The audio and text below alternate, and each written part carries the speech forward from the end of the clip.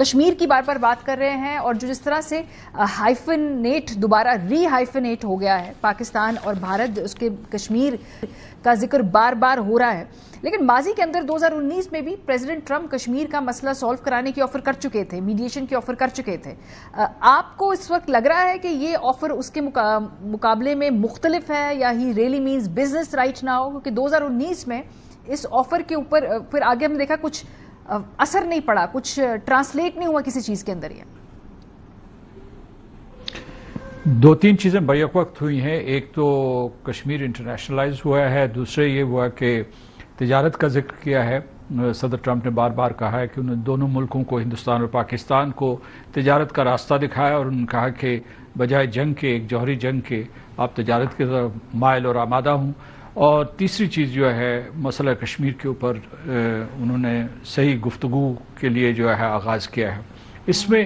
لیکن میں اس میں یہ کہنا چاہوں گا کہ ہندوستان نے ایک قسم کی پہلے سے شکست مانی ہوئی ہے، کیونکہ انہوں نے جو بھی وفود باہر بھیجے ہیں اس میں جو اپنے لوگوں کو اس سلسلے میں وہ قائل نہیں کر سکے، مطلب ان کی اپنی جو پارلیمنٹ ہے، لوک سبھا یا راجیہ سبھا، اس میں لوگ جو ہے ان پہ طرح طرح کے سوالات اٹھا رہے ہیں، اور جو ایک پارلیمانی اجلاس تھا اس میں بھی نریندر مودی نہیں گئے جو اس موضوع کے اوپر تھا، اور لہٰذا انہوں نے یہ سارے کے سارے وفد باہر بھیج دیے۔ آپ کا سوال یہ تھا کہ کیا 2019 میں اور 2025 میں فرق ہے؟ تو فرق ہے۔ اس وقت یہ تھا کہ تقریباً امریکہ نے ہندوستان کا ساتھ دے دیا تھا اور ہندوستان کو بچایا، بلکہ جو ابھینندن تھا اس کو بچایا۔ اس کے بعد جو ہے انہوں نے کوشش کی کہ پاکستان کا حملہ بہت سخت نہ ہو، متناسب ہو۔ اب کی یہ حالات ہیں کہ آپ ایک اچھی جگہ پہ کھڑے ہیں۔ انہوں نے جو ہے صدر ٹرمپ نے، امریکہ نے اور باقی دنیا نے ہندوستان کو اور پاکستان کو ایک ہی سطح پہ لا کے کھڑا کر دیا ہے۔ روس میں بھی جو ہے ہمیں پیش رفت ہوئی ہے، جو وہاں سے سرمایہ کاری آئے گی۔ اس کے بعد جو ہے ورلڈ بینک جو ہے اس نے جو ہے آپ کی بہت ایک خطیر قرضہ دیا ہے جو آپ کے انفراسٹرکچر میں انویسٹ ہوگا۔ اور تیسرے یہ ہے کہ خود امریکہ میں پاکستان کی بڑی اچھی پذیرائی ہوئی ہے، اور ہندوستانی وفود جو جھوٹا بیانیہ لے کے گئے، اگر وہ ہندوستان کے لوگوں کو اس کے اوپر قائل نہیں کر سکے تو ساری دنیا کو کیسے قائل کر سکیں گے؟ اور وہاں سے جو بھی خبریں آ رہی ہیں ان سے یہ ظاہر ہو رہا ہے کہ ہندوستان کے بیانیے کو کوئی بھی ماننے کے لیے تیار نہیں ہے۔ تو میں سمجھتا ہوں کہ اس وقت حالات 2019 کے مقابلے میں بہتر ہے۔ لیکن میں جو ان کے ڈیلیگیشنز مختلف ممالک میں گئے ہیں، میں ان کے بیانات سن رہی تھی، کچھ فالو بھی کری تھی، انہوں نے بڑے کیئرفلی اوائڈ کیا ہے کشمیر کے لفظ کو۔ وہ اس کو پبلک امیجنیشن میں یا آڈینس کی امیجنیشن میں یا اس وقت کی ڈپلومیٹک جو کانورزیشن کے اندر وہ اس لفظ کو بڑا کنوینئنٹلی اوائڈ کر رہے ہیں۔ پاکستان کو غالباً اس کو زیادہ اجاگر کرنا ہوگا، کیونکہ وہ بڑا ان کی بڑی اس معاملے میں اسمارٹنس ہے کہ وہ اس سے پہلو تہی کر رہے ہیں اس وقت۔ دیکھیے، پاکستان کے ہندوستان کے خلاف دو تین مقدمے بنتے ہیں۔ پہلا تو یہ ہے کہ انہوں نے پاکستان کے خلاف جارحیت کی، اس سے پہلے انہوں نے آبی جارحیت کی، سنتاس معاہدہ منسوخ کر دیا۔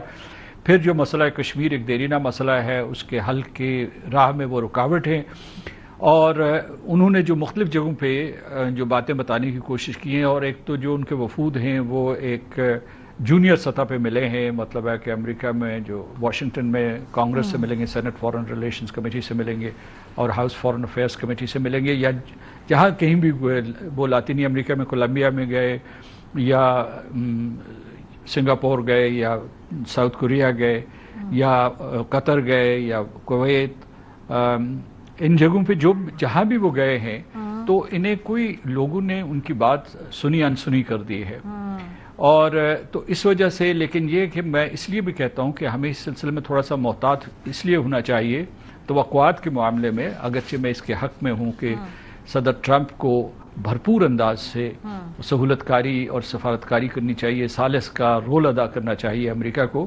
لیکن یہ ہے کہ آپ کو پتہ ہے کہ متوازی سطح پہ امریکہ اور ہندوستان کے تجارتی مذاکرات بھی ہو رہے ہیں، اور 1 جولائی سے اس کے نتائج سامنے آ جائیں گے کہ انہوں نے کیا طے کیا آپس میں، اور ہندوستان نے ان کو ایک طریقے سے ایک رشوت دی ہے کہ آپ امریکہ کی جو کمپنیاں ہیں یا انٹرپرائزز ہیں وہ آ کے ہندوستان میں $50 ارب کی سرمایہ کاری کریں۔ تو ذرا تھوڑا سا سنبھل کے، لیکن ہماری تیاری پوری ہونی چاہیے. اس بات کی بہت خوشی ہے کہ ہمارا ایک وفد نیو یارک پہنچنے والا ہے یا پہنچ گیا ہے، اور اس کے بعد واشنگٹن جا رہا ہے، اور ان کی اہم ملاقاتیں ہوں گی. اور جو ہمارا صحیح بیانیہ ہے، وہ عسکری بیانیہ ہو یا ہندوستان کی پاکستان میں دہشت گردی ہو یا مسئلہ کشمیر کے سلسلے میں، وہ حقائق پیش کر سکتے ہیں. نریندر مودی کے نمائندوں کی طرح وہ کسی طریقے سے بھی جو ہے ایک جھوٹی کہانی وہاں نہیں سنائیں گے. صحیح. بہت شکریہ. ہمارے ساتھ سردار محمد مسعود خان صاحب، وزیر اعظم تھے آزاد کشمیر کے، موجود تھے.